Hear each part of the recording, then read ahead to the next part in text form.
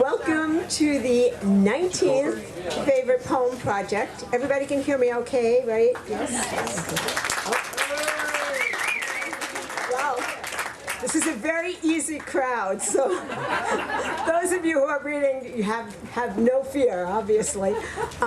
So I think I say this every year. I'm always amazed. This is the 19th year that we've done this. Yeah. And 19 years. I don't know where those 19, I don't know where the 19 years have gone, but somewhere. And every year it seems more and more amazing that by some miracle, the Favorite Poem Project pulls itself together.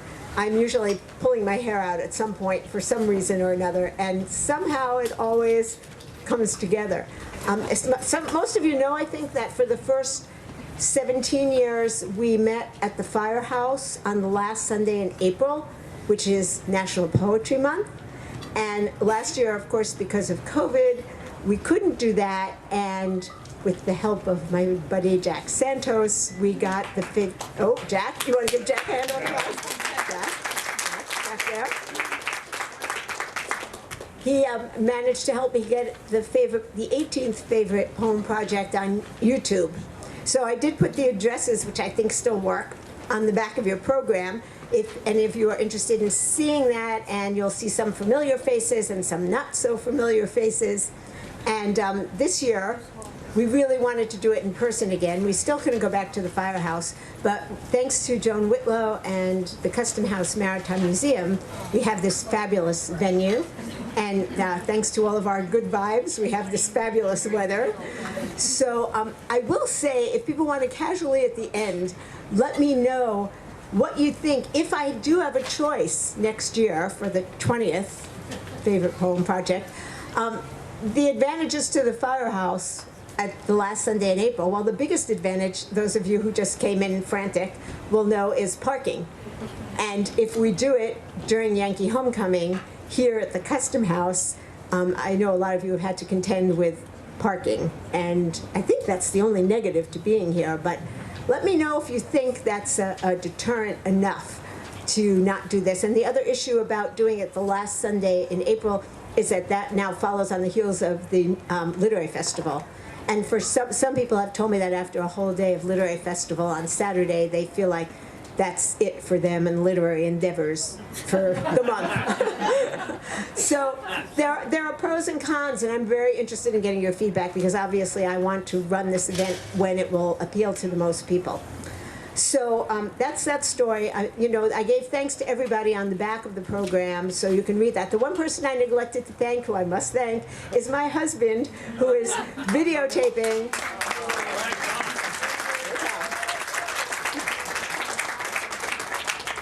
He's schlepped a lot of boxes and listened to a lot of complaining in the past couple of days, so he deserves that round of applause. The other thing I'll mention is that we have two wonderful Newburyport High School students in the back, and they are selling Poetry Soup magazines. So Poetry Soup, for those of you who don't know, is a monthly gathering that we have at the high school. It's part of the creative writing class, but when we do Poetry Soup, we have speakers come in and talk to the kids. We have an open mic, and then the speakers present their poems and do a little question and answer. So the students get a chance to talk to some living poets. And it's very cool. It's funded by the Newburyport Education Foundation, which we appreciate hugely. But as time has evolved, a lot of the Powwow River poets come, the local poets, who are phenomenal. But I've tried to expand the base some and get some poets who are of more diverse backgrounds, who are younger. Nothing against old people. Some of my best friends are old people at this point. But it's nice for the students to also relate to some people who are a little closer in age than they are, and also to hear from people who write a lot about their identities as you've got, Cambodians, Puerto Ricans, Black people, people of different gender identifications, and a lot of those people come from far away. So I just want you to know where your money is going. So some of the funds we make selling the magazines go to give a little extra stipend to those people, and also to pay for any festivals or workshops that students can go to, which hopefully will be resuming now. So your money is well spent, and the magazines are fabulous, and they have, if I do say so myself, and they have not only poetry of the students, but they have poetry of the guest speakers as well. So you are getting some professional poets, you know, Rina Espaillat, who has an international reputation, and so it's a nice mix. So I would encourage you to buy a magazine, the most current one, put together by Kate Pomeroy, a student who's sitting back there, who has been absolutely amazing and figured out InDesign by herself, and did almost the whole magazine by herself because we weren't in school and it was hard to get help. So she was amazing, and she's back there selling this year's magazines, which are a mere $6. And if you would like to get a really good deal, you can buy this year's magazine and a previous year. We have both 2017 and 2018. 2019 has been sold out. So do buy them. And also, there is a bucket there I mentioned in the program for the Write the World Scholarship. I actually much prefer that you buy the magazines and take them home and read some poetry. But I put it back there just to make you aware of the fact that there is a scholarship for one senior who is going to use writing to write the world in some way, whether it's poetry or journalism or whatever. And I just want to keep that in people's consciousness in case you know a high school student who might want to apply, or you know, if you want to give us some money towards that, that's great too. So that's that. I think those are all of my notes. We're going to try this year to go through the program without an intermission. Part of the reason for that is because there's another event here at 5 o'clock, so we want to make sure we're gone. Now, I neglected to ask about bathrooms. I assume there are bathrooms in there. There? There. And in the basement of the Custom House. In the basement of the Custom House, thank you. Behind. And the Harbor Master. The Harbor Master. Yes. Where that woman is waiting. The Harbor Master. So behind me are bathrooms if you need them. If people really feel like they need an intermission, you can let me know. But the speakers have been asked to keep their presentation to a reasonable number of minutes. So I think we'll be able to make it. It's a fantastic program. I think in terms of diversity, it's so interesting every year to see what people send me. This year, more poems by black females than ever before, which is really interesting. Some years we've had a glut of war poems, so be glad you're here this year. It's a little better. And our poems this year go from the 12th century to 2021. So that is a huge range of time, and you know, I think you're just in for a total treat. I'll say this one last thing and I'll be quiet. When I do worry about the order, and I do really worry about it a lot, I would never have put our first speaker first because he's a very hard act to follow. And that's actually why I put the mayor second. I thought, well, she has a lot of experience. She won't be easily intimidated. And originally we thought that Kevin had another engagement and was going to have to run, which apparently he now doesn't, but he's first on the program, so I'm sorry, Mayor Holliday, for having you follow such an act. But we're going to start, and I hope you enjoy the program. Kevin, you're up. Everyone can just introduce themselves. I'm not going to do it.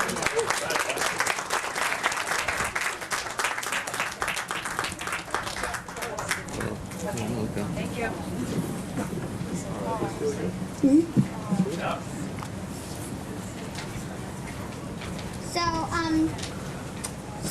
My name's Kevin, and I'm reading some baseball poems today, and they're by Douglas Florian.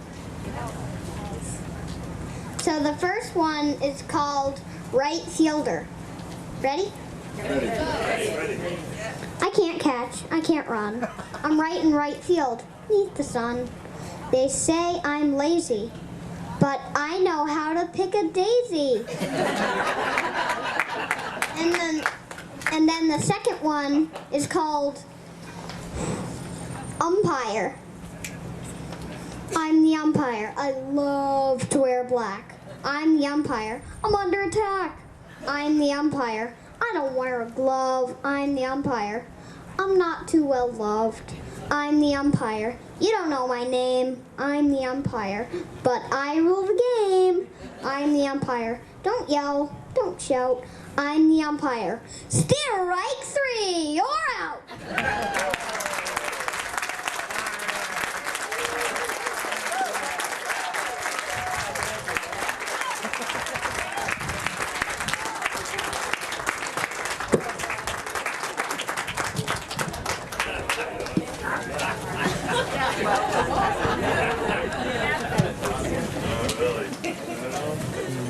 Oh, boy.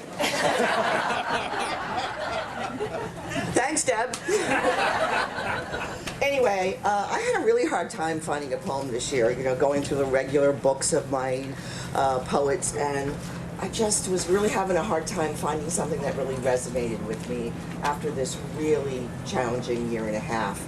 And on the web, which is always sometimes can be a good source, I did find a poem by a woman. Her name is Patricia A. Fleming, and she worked for over 40 years in a forensic psychiatric hospital with the criminally insane, and you'll understand why this poem hit home with me.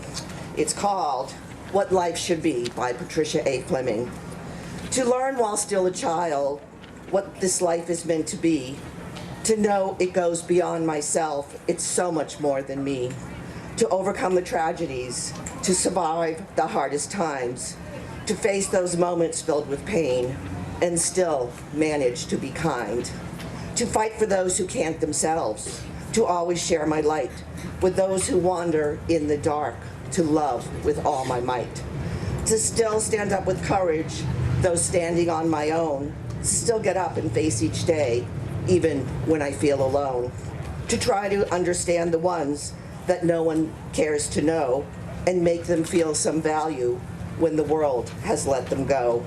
To be an anchor, strong and true, that person loyal to the end. To be a constant source of hope to my family and my friends. To live a life of decency, to share my heart and soul. To always say I'm sorry when I've harmed both friend and foe. To be proud of what I've tried to be and this life I chose to live. To make the most of every day by giving all I have to give. To me, that's what this life should be. To me, that's what it's for. To take what God has given me and make it so much more. To live a life that matters. To be someone of great worth. To love and be loved in return and make my mark on earth. Nice. Thank you.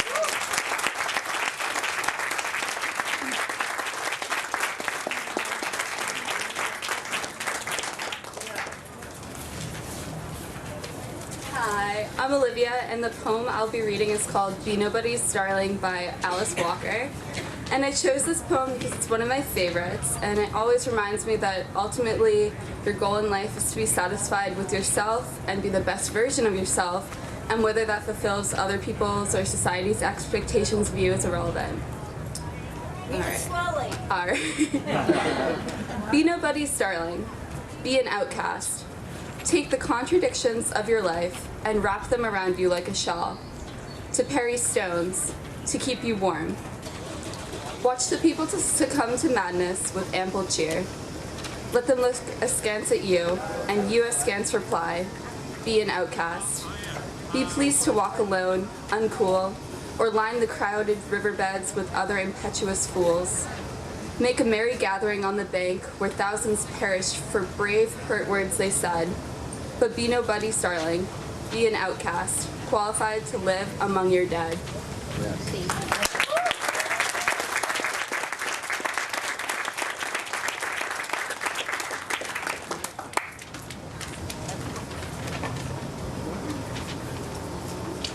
Hi, my name is Bruce Menon, and the poem lyric that I'm going to read to you is called The Book of Love by Stephen Merritt. During the pandemic, I spent a lot of time listening to music and reading poetry and really trying very hard to stay out of my own head. Always looking for something to smile about or feel wistful about. Stephen Merritt is a singer, songwriter, philosopher, and poet. He writes from the perspective of a gay man navigating love and relationships in these fraught times. And after all, aren't we all navigating love and relationships in these fraught times? To me, this song is shining proof that love is love. It's the best medicine I've found so far. Humor and pathos are my favorite lenses to look at life through, and the Book of Love combines them beautifully. The Book of Love by Stephen Merritt. The Book of Love is long and boring. No one can lift the damn thing. It's full of charts and facts and figures and instructions for dancing. But I love it when you read to me, and you can read me anything. The Book of Love has music in it. In fact, that's where music comes from. Some of it is just transcendental. Some of it is really dumb. But I love it when you sing to me, and you can sing me anything. The Book of Love is long and boring, and written very long ago. It's full of flowers and heart-shaped boxes, and things we're all too young to know. But I love it when you give me things, and you ought to give me wedding rings.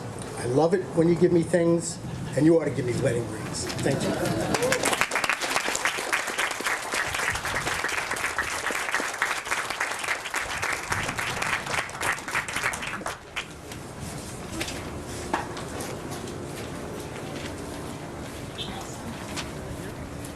Hi, I'm Alexa, and my accent is from Hungary, so I chose a Hungarian poem. And I think becoming a mother is really tough. And it happened to me 8 years ago, and I'm still shell-shocked, absolutely. So this poem gives back something of that shell-shock. Szabó Anna, újszülött. Oh, first I'm reading it on Hungarian and then in English. Újszülött. Nyöszörög, csapkod. Hol vagy, gyere már. Torzul az arca, bömböl, kiabál. Gyere, gyere már. Rúg, remeg a keze, lába, az evés nyer szenvedélye. Egész testét görcsbe rántja. Add magad, magadat ennem ad. Keresi a meleget, keresi az ételt. Nyomakodik szimatol egész erejével. Hol van, add ide, akarom rögtön. Itt van, bekapom, nem jön, jön. Fekszik az ölben, bámul boldog. Eltelítik a langyos kortyok. Ez a világ közepe, ez a gyomor itt benn. Eszik ez a kicsike, akaratos Isten. Megeszem, megiszom, nem hagyom abba. Ide mind, odabe, mind nekem adja. Mint Dionysus a tömlőt, gyúrja a tejszagú emlőt. Részegíti a puszta levés. Add magad, add magad, add magad, add. Egyé válik a test az evés. Anna Szabó, new. He groans, his hands flap. Where are you? Come here. His face distorted, calling, come, come, come. Kick-shaking his limbs. Raw longing for eating convulses his body. Give yourself, give yourself, give your body to eat. Looking for heat, looking for food. Pushing, sniffing with his entirety. Where is it? I want it. Now. Here it is. I eat it. Does not flow. It flows. On the lap, staring happy. Filled with lukewarm sips. The middle of the world. This stomach. This willful little God. I eat it, I drink it, I will never stop. Here it is, she gives it me all. As Dionysus holds out the goatskin, he kneads the breast that smells of milk, drunk on mere existence. Give yourself, give yourself, give, give, give. The body and eating are one.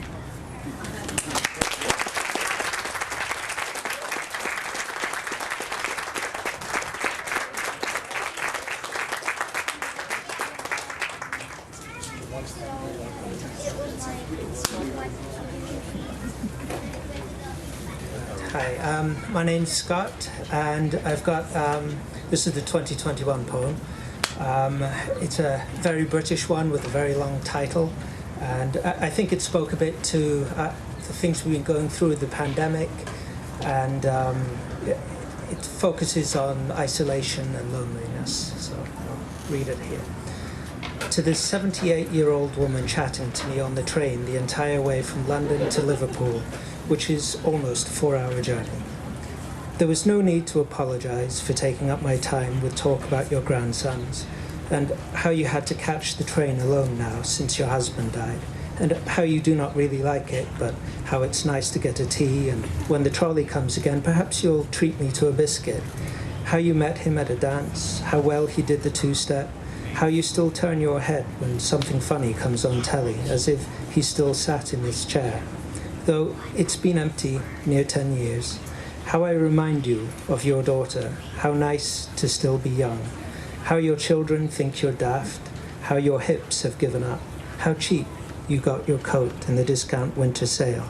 Truth is, I spied you first and, desperate for company, I took that table seat in the hope you'd be as talkative as me.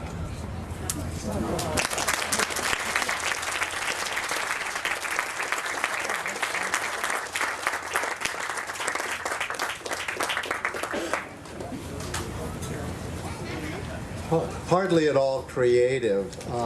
I think I've read this poem at least the half dozen times that I've done this event. And I do thank you very much for allowing me to continue to do it.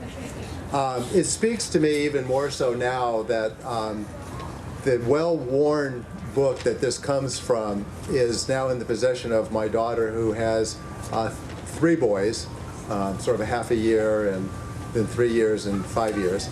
And I giggle every time I read this poem because I think of the giggles at the nighttime as we're going through this book. The book is Shel Silverstein's Where the Sidewalk Ends, and the name of this poem is Sick. I cannot go to school today, said Peggy Ann McKay. I have the measles and the mumps. I got a gash, a rash, and purple bumps.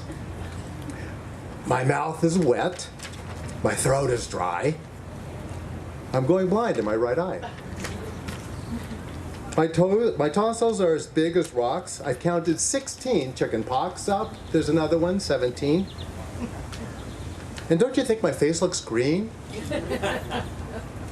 And my leg is cut, and my eyes are blue. It must be this Instamatic flu. Remember what an Instamatic camera was? I cough, I sneeze, I gasp, I choke. I'm sure my left leg is broke. My hip hurts when I move my chin. My belly button's caving in. My back is wrenched and my ankle's sprained. My appendix pains each time it rains. My nose is cold and my toes are thumb. I have a sliver in my thumb. My neck is stiff and my spine is weak. I can hardly whisper when I speak. My tongue is filling up my mouth. I think my hair is falling out. My elbow's bent, my spine ain't straight. My temperature is 108 and my brain is shrunk. I cannot hear. There's a hole inside my ear.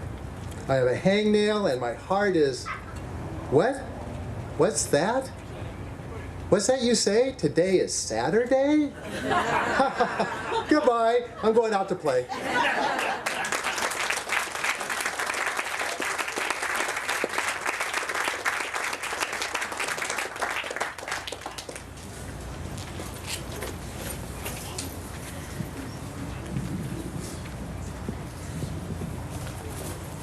Hi, my name is Maggie Blazer. I'm going to be reading a poem I wrote myself called If I Were in Charge of the World. Yay. If I were in charge of the world, I'd cancel all my busy schedules, my appointments, and also my chores. If I were in charge of the world, there would be no such thing as a no cure. There would be happier families and no traffic. If I were in charge of the world, you wouldn't have any busy work to do. You wouldn't have homework or responsibilities, and certainly no annoying siblings. If I were in charge of the world, bullies would have empathy. All the best movies would be rated PG, and it would be illegal to wear socks with sandals. If I were in charge of the world, I would be famous. This poem will become legendary. Parents will give their kids whatever they want, and nothing bad could ever happen. If I were in charge of the world, there would be no bad people in it. Everything would be free, and a person who sometimes forgot to brush their teeth and sometimes forgot to brush their hair would still be allowed to be in charge of the world.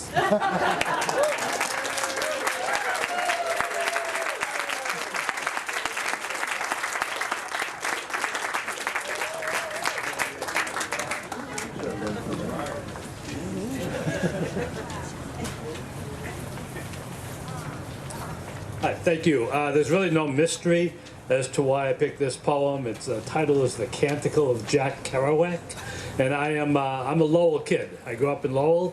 I'm French Canadian. I'm a Canuck, and if you're a Canuck kid growing up in Lowell, Jack Kerouac's shadow looms large over you.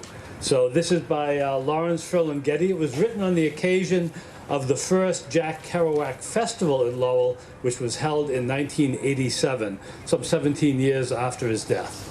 So bear with me here. There is a garden in the memory of America. There is a night bird in its memory. There is an andante cantabile in a garden in the memory of America. In a secret garden, in a private place. A song, a melody, a night song echoing in the memory of America, in the sound of a night bird outside a Lowell window, in the cry of kids, in tenement yards at night, in the deep sound of a woman murmuring, a woman singing broken melody in a shuttered room in an old wood house in Lowell. As the world cracks by thundering like a lost lumber truck on a steep grade in Kerouac, America, the woman sits silent now, rocking backward to Whistler's mother in Lowell, and all the tough old Canuck mothers, and Jack's mamea, and they continue rocking. And may still on stormy nights show through as a phantom after image on silent TV screens, a flickered after image that will not go away in Moody Street, in Beaulieu Street, in Dirt Street, Sarah Avenue, in Pawtucketville, and in the Church of St. Jean-Baptiste. In the old Worthen Bar in Lowell, Mass. At midnight, in the row of 1987, Kerouacian revelers crowd the wood booths, ancient with carved initials, of a million drinking bouts, the clouts of the shrouded stranger upon each wood pew, where the likes of Kerouac lumberjack fainted their defiance of dung and death. Ah, the broken wooden punka fans still turning, pull cord wavings of the breath of the Buddha, still lost in Lowell's vast tragedies of darkness with Jack. And the Four Sisters Diner, also known as the Owl, Sunday morning now, March '87, or any year of Sunday specials, scrambled eggs and chopped ham, the bright booths loaded with families, Lowell Greek, Gaspé French, Joual Patois, and Argos Agat. Spartan slaves escaped into the New World, here incarnate in rush of blood of American Sunday morning. And T. Jean, Jack Kerouac, comes smiling in, baseball cap cocked up, hungry for mass in the church of all hungry saints, haunt of all night owls, blessing every booth. Wow.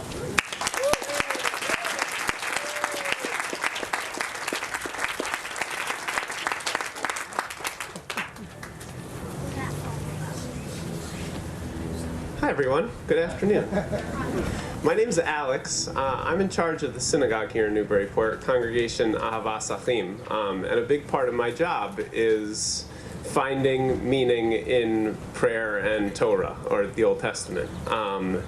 And both of those are wonderful opportunities, but those are also essentially closed canons. And one of the things I've realized in the 2 years I've been doing this is that poetry can really open that back up. And I learned that lesson from this poem, which I'm going to read, Why I Wake Early by Mary Oliver, which was shared with me by a friend at the beginning of a prayer service. And 18 months ago, or whenever it was, back in March, when I did my first Zoom services on a Saturday morning, and I was alone in a sanctuary that is usually filled with smiling faces, I realized that I needed to bring a little bit more meaning to that early morning when we no longer necessarily had a reason to wake up early in the morning too often.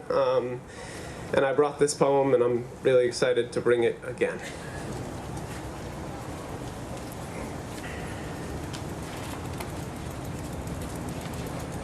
Hello, sun in my face. Hello, you who make the morning and spread it over the fields and into the faces of the tulips and the nodding morning glories and into the windows of even the miserable and the crotchety. Best preacher that ever was, dear star that just happens to be where you are in the universe, to keep us from ever darkness, to ease us with warm touching, to hold us in the great hands of light. Good morning, good morning, good morning. Watch now how I start the day in happiness, in kindness.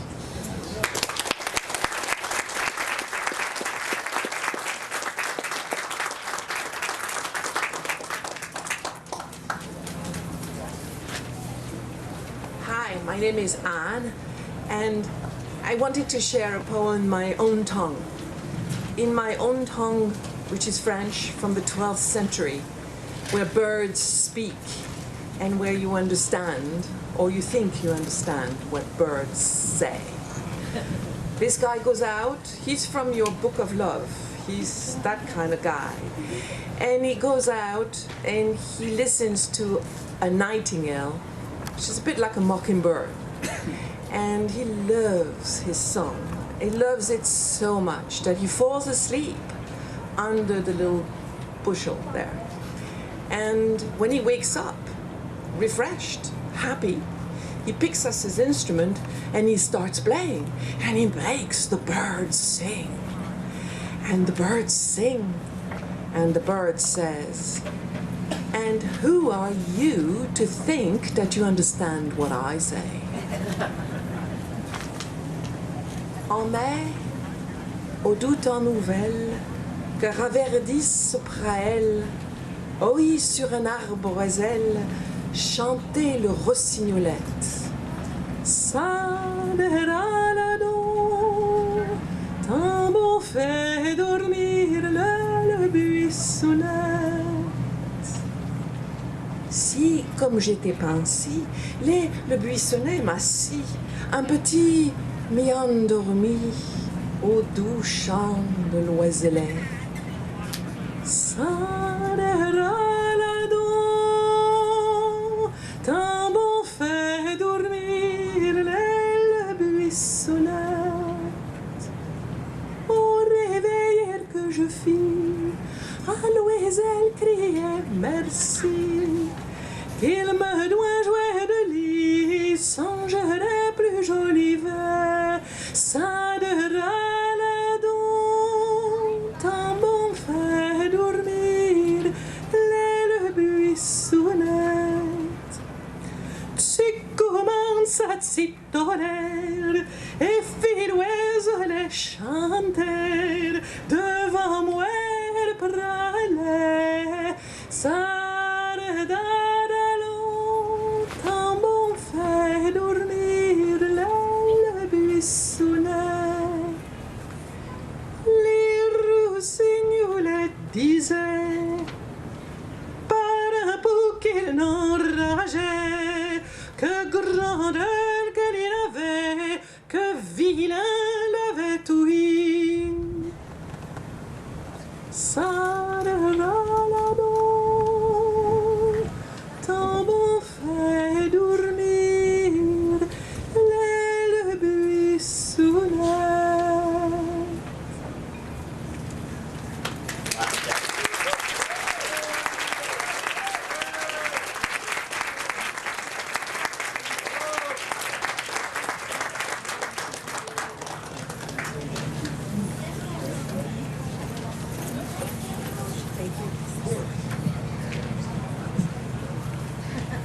Hello, my name is Carol Kruniak. I am a native of Newburyport, as my siblings. My sister Colleen is 95 years old, and she lives in St. Louis now, but every summer for 70 years she traveled to Newburyport for the summer, and she always rode her bicycle. She rode it from Plum Island all over the streets of Newburyport to Haverhill and back, and she loved riding a bike. So she's not in very good health now, so she couldn't join us this afternoon. But I wrote this poem for her. Wouldn't you like to ride a bike and pretend you could fly high up in the sky on a bike?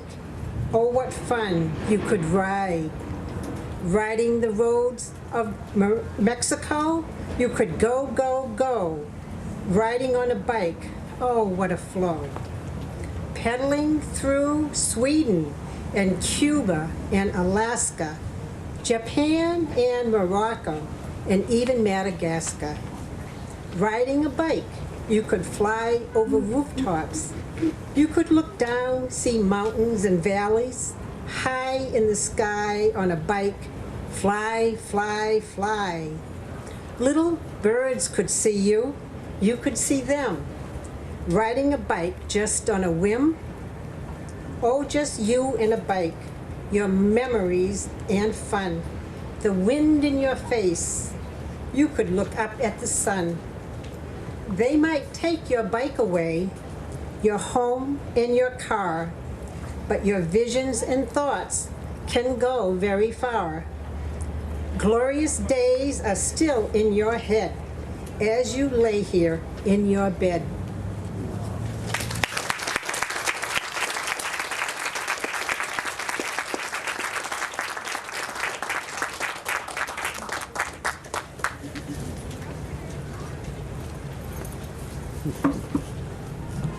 Hello, I'm Charlie Grossman. I recently read Moby Dick, and I'm like, I didn't read it all the way. I'm 2/3 of the way through. It's a long book.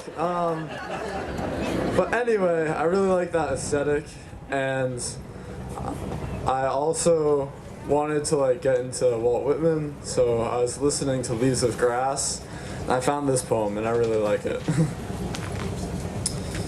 Aboard at a ship's helm. Aboard at a ship's helm, a young steersman steering with care, through fog on a sea coast, dolefully ringing an ocean bell. Oh, a warning bell, rocked by the waves. Oh, you give good notice indeed, you bell by the sea reefs ringing. Ringing, ringing, to warn the ship from its wreck place. For as on the alert, O steersman, you mind the loud admonition. The bows turned, the freighted ship tacking speeds away under her gray sails. The beautiful and noble ship, with all her precious wealth, speeds away gaily and safe. But O ship, the immortal ship, O ship aboard the ship, ship of the body, ship of the soul, voyaging, voyaging, voyaging.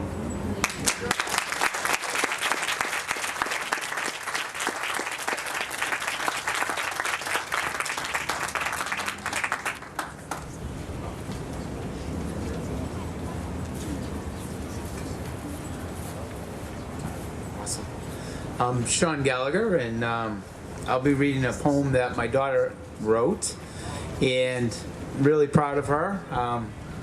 She's in college now. She's a great writer. I've been recognized for her poetry.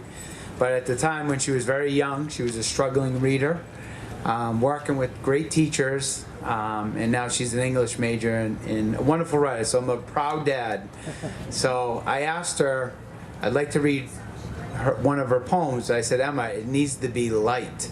Can't be heavy, because I can't be crying in front of a bunch of strangers today. She's like, all right, Dad, I got a couple for you.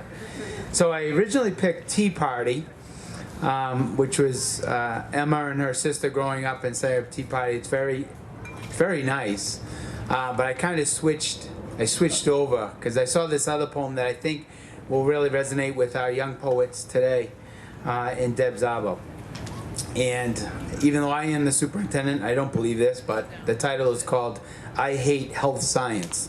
So that's a risk for me taking right now, but we'll see what happens. All right, by Emma Gallagher. It's 2 a.m. and I left the chaos of my common room to write this alone. I felt cool saying that I had to write a poem in front of all my roommates who are health science majors.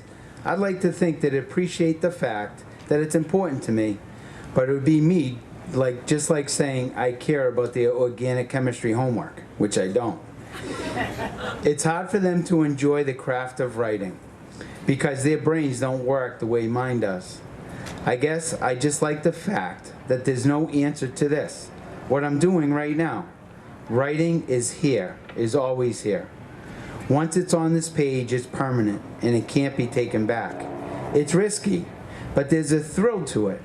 And even if it outcome isn't what I expected, it's never boring. I hate being confined to one answer. I don't think that's how life really works. I also hate being told that a passion isn't worthwhile. And honestly, I feel sorry for them. I'm sorry they feel like money is the only important thing in this world. I feel sorry that they feel like being a doctor is their only option. I am not sorry. I think blood and guts are gross. I have nothing to prove, but they do. I love them, so it makes me sad that they don't have the courage to say anatomy stinks and so does math. Thank you.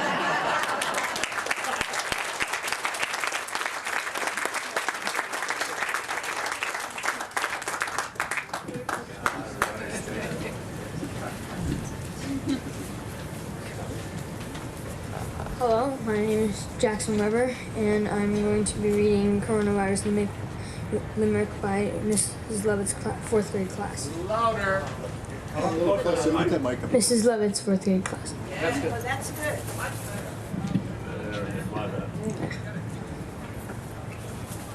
There once was a wildly fourth grade class that was loaded with lots of sass, coronavirus, not desires, of quarantine they want to pass.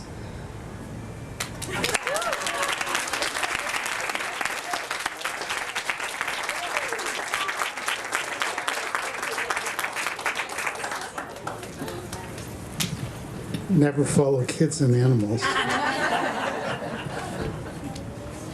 everybody. I'm Paul Swindlehurst. Thanks for inviting me here to read this poem for you. The poet Billy Collins, some of you may recognize as the poet laureate, appointed poet laureate for the United States in 2001 to 3. And Deb asked me to mention why this poem was important to me, and I think that Professor Collins and I share the view that sometimes when we write about animals in prose or in poetry, we write about them in a real sentimental fashion, and you'll find out in just a moment this poem is anything but sentimental. A revenant is a spirit that comes and visits us again. It's an uncommon word, but it's a reference in this poem to Collins imagining what it would be like if his dog wrote him a letter from the beyond.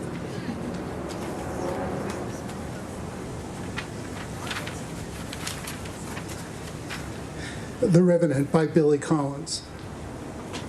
I am the dog you put to sleep, or as you like to call it, the needle of oblivion. Come back to tell you this simple thing. I never liked you, not one bit. When I licked your face, I thought of biting off your nose. When I watched you toweling yourself dry, I wanted to leap and unman you with a snap. I resented the way you moved, your lack of animal grace, the way you would sit in a chair to eat with a napkin in your lap and a knife in your hand. I would have run away, but I was too weak. A trick you taught me while I was learning to sit and heal. And the greatest of insults, to shake hands without a hand. I admit the sight of the leash would excite me, but only because I knew it meant that I was about to smell things that you had never touched. You don't want to believe this, but I have no reason to lie. I hated the car, the rubber toys. I disliked your friends and worse, your relatives. The jingling of my tags drove me nuts. You always scratched me in the wrong place. All I ever wanted from you was food and water in my metal bowls. While you slept, I watched you breathe as the moon rose in the sky, and it took all my strength not to raise my head and howl. Now I'm free of the collar, the yellow raincoat, the monogrammed sweater, the absurdity of your lawn. And that is all you need to know about this place, except what you already supposed, and are glad that it had not happened sooner, that everyone here can read and write, the dogs in poetry, the cats and the others in prose.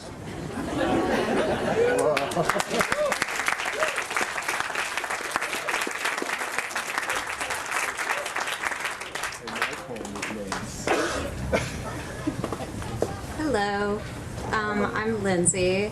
Today I chose a Richard Sykin poem because Sykin is one of my favorite poets, and unlike Mr. Gallagher, I was not like, oh, I'll do something light for today.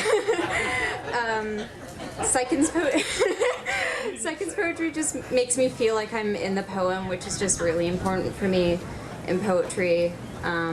So yeah, this is Boot Theory by Richard Sykin. A man walks into a bar and says, "Take my wife, please." So you do. You take her out into the rain and you fall in love with her, and she leaves you and you're desolate. You're on your back in your undershirt, a broken man on an ugly bedspread, staring at the water stains on the ceiling. And you can hear the man in the apartment above you taking off his shoes. You hear the first boot hit the floor and you're looking up. You're waiting, because you thought it would follow. You thought there'd be some logic, perhaps something to pull it together. But here we are in the weeds again. Here we are in the bowels of the thing. Your world doesn't make sense. And then the second boot falls. And then a third, a fourth, a fifth. A man walks into a bar and says, "Take my wife, please." But you take him instead. You take him home and you make him a cheese sandwich and you try to get his shoes off, but he kicks you and he keeps kicking you. You swallow a bottle of sleeping pills, but they don't work. Boots continue to fall to the floor in the apartment above you. You go to work the next day pretending nothing happened. Your coworkers ask if everything's okay, and you tell them you're just tired and trying to smile, and they're trying to smile. A man walks into a bar, you this time, and says, "Make it a double." A man walks into a bar, you this time, and says, "Walk a mile in my shoes." A man walks into a convenience store, still you, saying, "I only wanted something simple, something generic." But the clerk tells you to buy something or get out. A man takes his sadness down to the river and throws it in the river, but then he's still left with the river. A man takes his sadness and throws it away, but he's still left with his hands. Wow.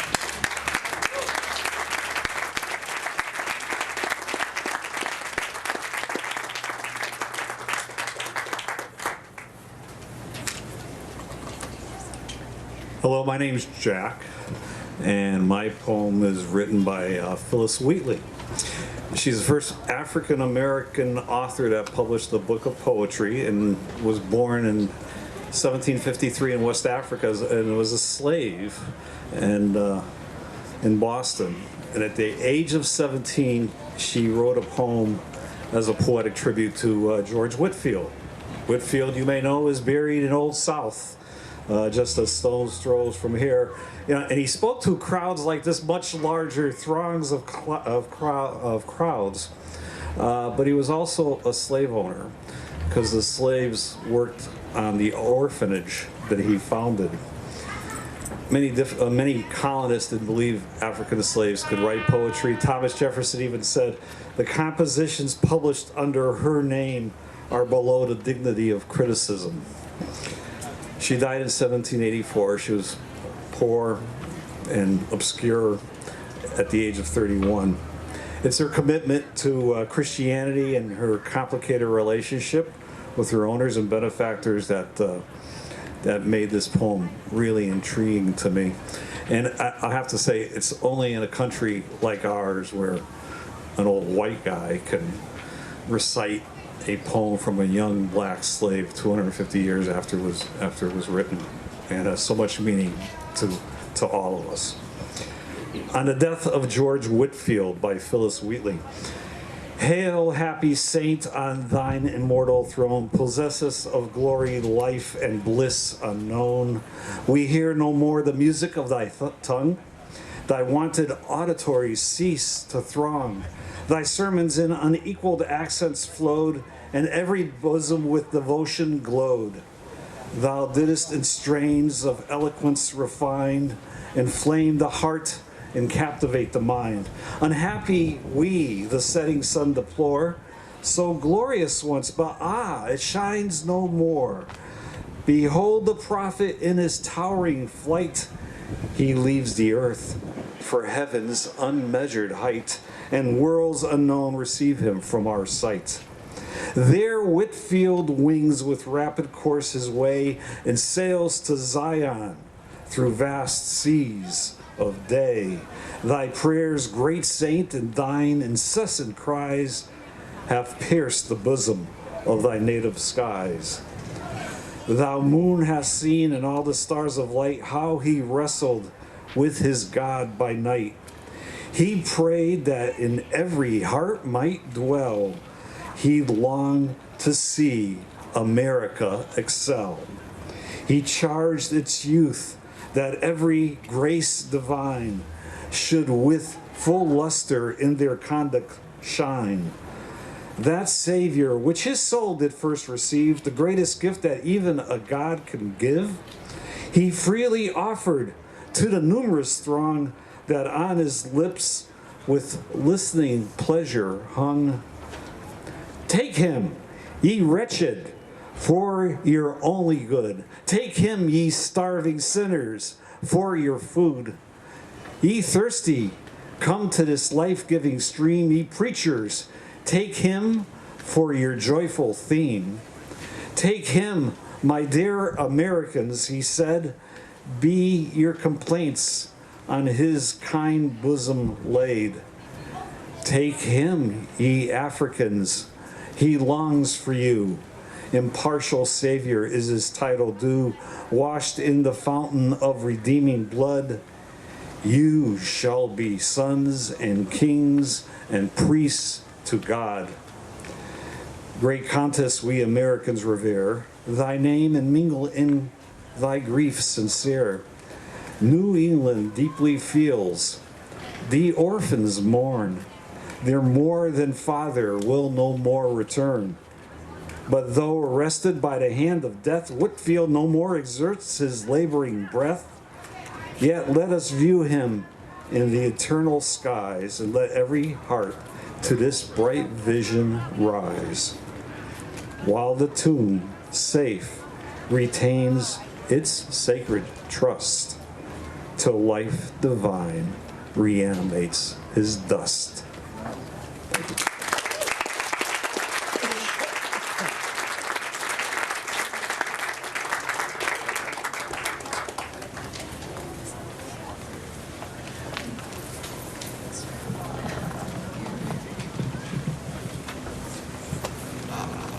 Hi everyone.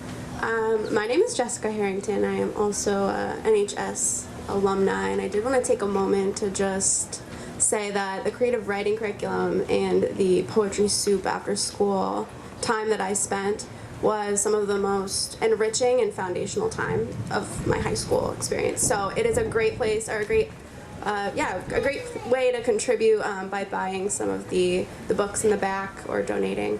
So thank you for being here.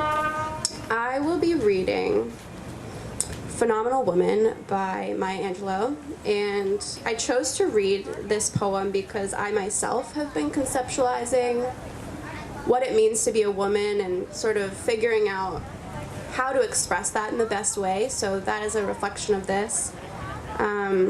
I first heard this poem in 2018 when Oprah read it or spoke it, and I wanted to take also a moment to really speak to the creative contributions of African American and Black and Brown women, specifically in creative arts. So this is Phenomenal Woman by Maya Angelou.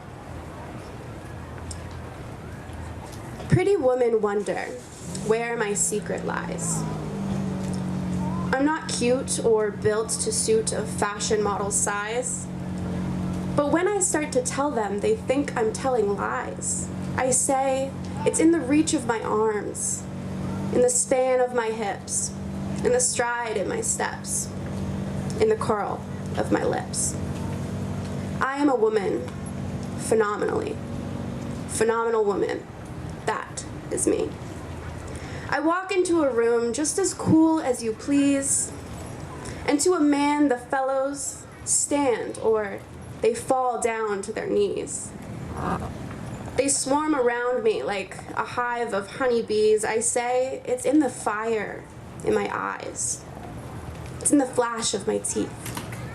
It's in the swing in my waist and the joy in my feet. I am a woman, phenomenally. Phenomenal woman. That's me. Men themselves have wondered what they see in me.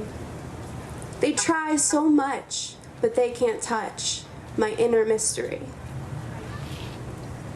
When I try to show them, they say they still can't see. I say, it's in the arch in my back, the sun of my smile.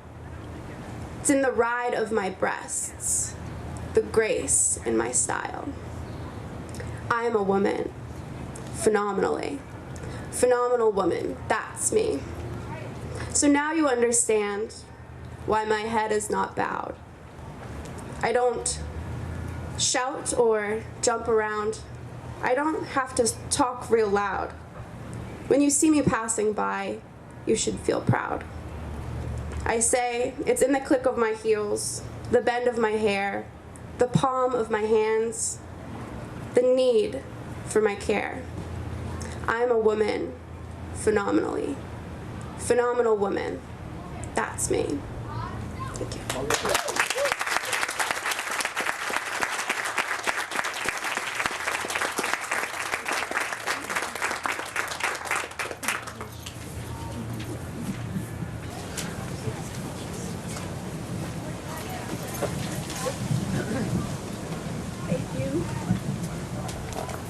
Hello, I'm Paulette Demers-Turco, and I love health sciences.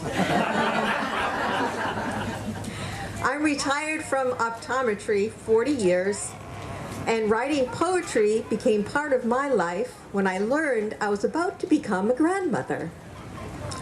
I'm thrilled that I followed my son and his family to Newburyport in 2012.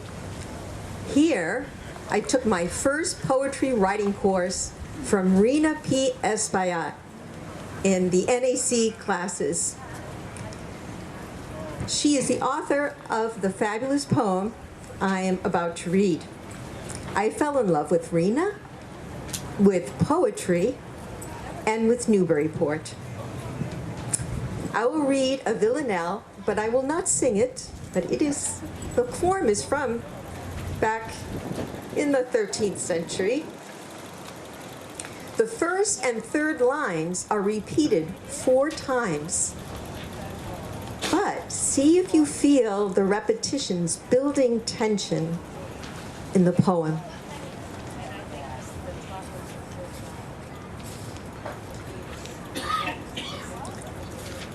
Guidelines.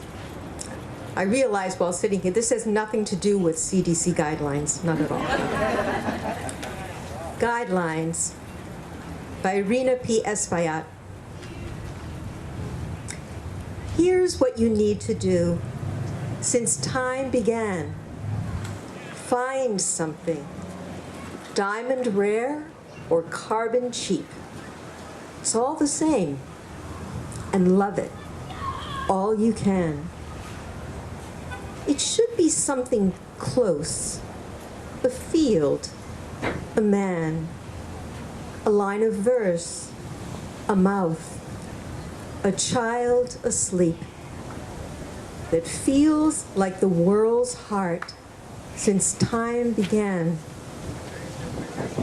Don't measure much, or lay things out, or scan. Don't save yourself for later. You won't keep. Spend yourself now on loving all you can.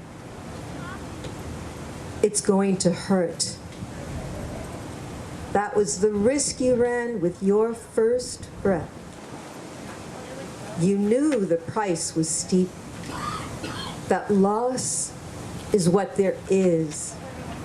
Since time began subtracting from your balance. That's the plan.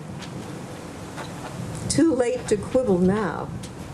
You're in too deep. Just love what you still have while you still can. Don't count on schemes. It's far too short a span from the first sowing till they come to reap. One way alone to count since time began. Love something. Love it hard. Now. While you can. Thank you.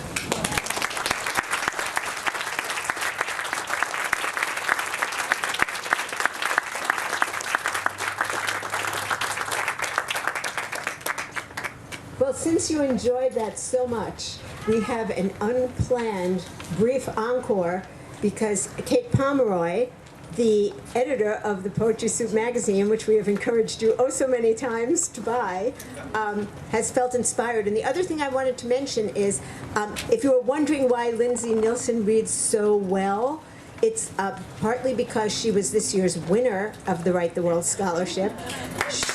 Go, Lindsay. And when she was just a young thing, just a young 10th grader, she was our Poetry Out Loud representative also. So she's had a lot of experience. So we are going to end with one last poem by Kate.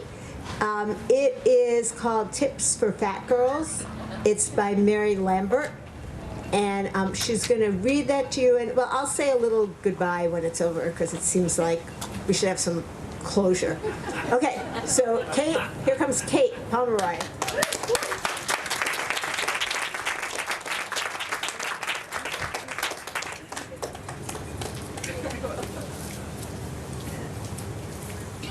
Hello.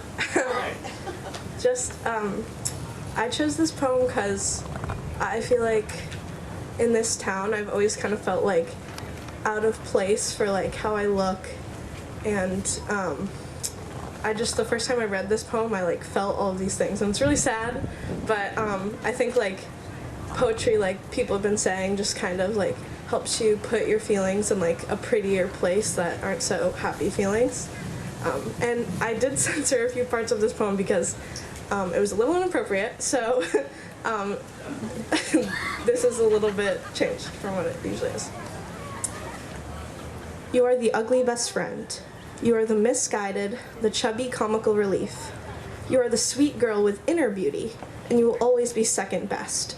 The summer I turned 9, I gained 50 pounds. It was the first time I ate an entire box of Oreo cookies. The first time my reflection was foreign from weight. The first time I cradled my stomach like a child. It was the first time I said, "Mama, I hate my body. I want to slice off these parts right here." But I know better now. I know girls like me have to grow a tough skin, always be ready for rejection, always be prepared to be left for the thin ones. Yes, they will always leave you for the thin ones. Be funny, laugh at yourself. You cannot afford to be quiet and sad. Learn how to hide your vulnerability. Become obsessed with your art.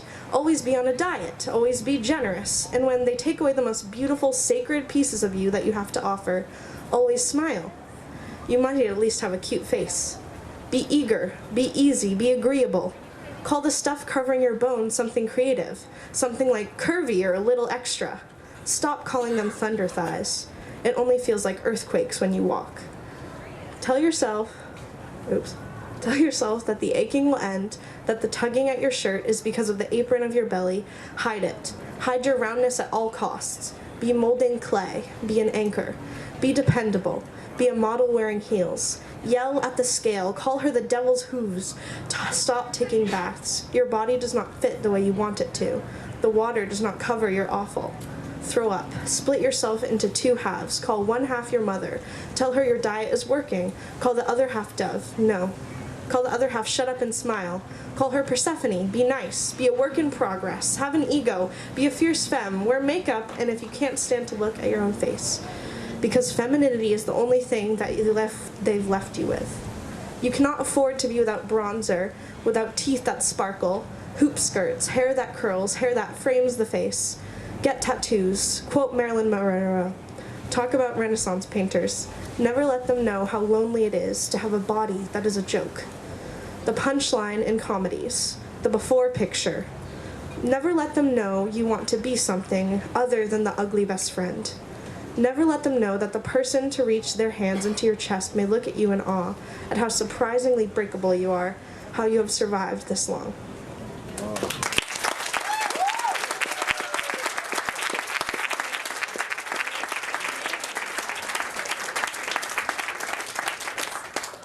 I feel like Kate just said it all for me. You know, how amazing poetry is to be able to, even when it shows us some of the ugly parts of humanity, somehow poetry makes us able to look at that and hopefully move beyond it and hopefully just share the feeling of humanity that we all share together. So, you know, it's hard for me to say goodbye because this is kind of one of my favorite days of the year.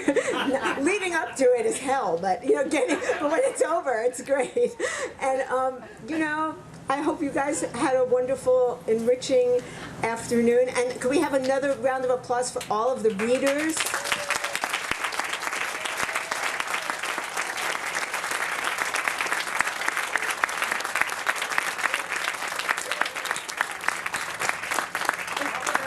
Applause for you.